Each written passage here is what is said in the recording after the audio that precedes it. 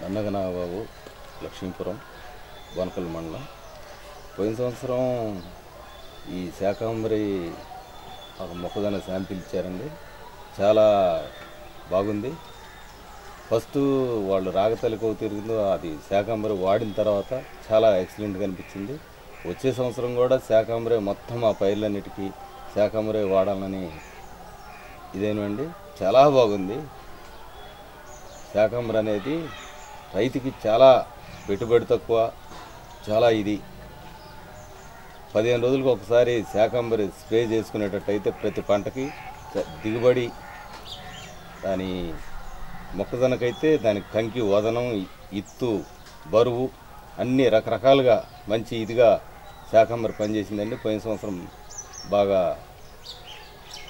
వాడాము. మేము 3-4 సార్లు వాడాం, కానీ మొక్కజొన్న మంచి దిగుబడి వచ్చిందండి. వచ్చే సంవత్సరం కూడా శాకాంబరినే వాడదాం అనుకుంటున్నాం, దాన్నే వాడతాం.